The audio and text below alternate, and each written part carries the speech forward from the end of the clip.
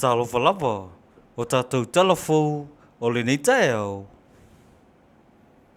Tala to mua, o whalau i loa na mālo le asungafua, valua iuni, lana fofuanga fou, mo le ati nei o Samoa, mo le vaitaimi lua awhilu su mo le ono, i le lua awhe tosu mo le tasi, na whaiada mauta telo tu ia tuotu puata masese efi songi.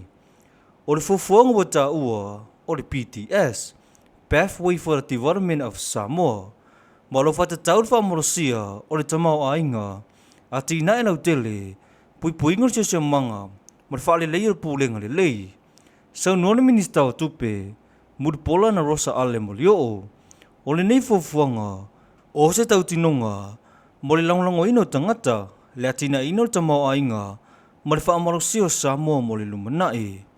O le awhaia fo ini whanotanga whaala witele u polu masavai, i le neiva yaso, e whailua tua ele fofuanga ni mamalu le atunuu, ma mawai o la tau fina ngalo.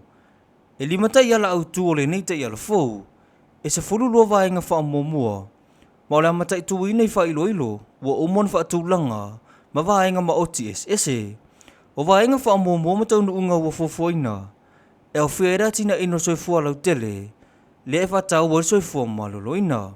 O awa onga, le anga nuu mana manuia lau tele o tangata uma, wa whailoa na malo, o le sini au tu o le nei fofuanga, o le fausia leo se Samoa e malosi, saunga le mu, ma manuia mo tangata uma.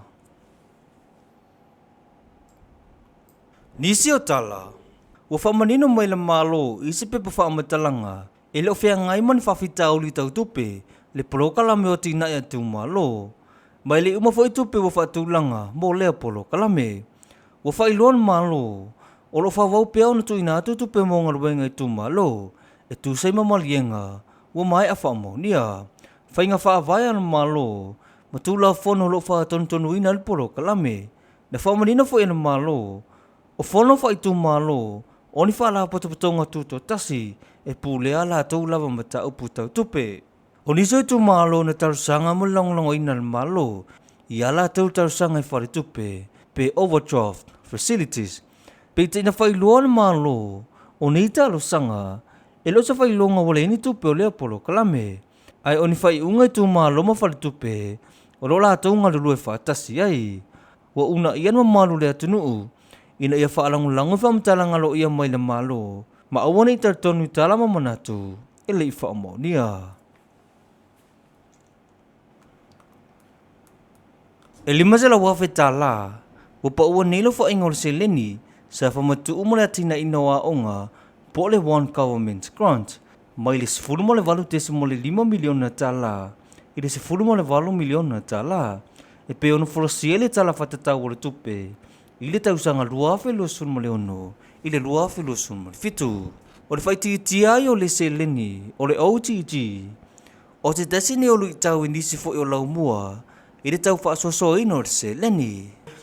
O le Universite awa o Samoa, ua whaititia ma le 10 miliona tala. I le 10 tesi ma le 2 miliona tala, le au whainga whaamanuyanga, po o le OTG, mua tina e le Universite. Ua whaali whina ngalo teita uri tua ngai, le sunga tula e po takto sa ilele malia le ngoi, i le mata upu, pe ona whasarala wina se tasio newspaper, le Samoa Observer, e whaapeo tusil malo local banks, i tu tono le atunuu, mo se overdraft, mo se aita lafu, mo fono whawai. Sau nuotu ila epa, e o ese le tapipi ma le malo, e silia ma le 2 miliona, e ese mai, le lata le 10 miliona, mo le pūlenga le malo se angata o le tise, le EPC, mani ata ua fo'i, o sa whainga matanga te le lea vaenga. Pita i o mai ona tali mai le malo e ala i se pepa whamatalanga, o lo whamanino ai le atulanga, o lo lava ma te toitu pera malo, i le whatu penga o atina e tau wala mai i whono whawai, mo i tu malo uma, i tu tono le atunuu. O tātou tala whauna o le neita e au, manu ia le aso.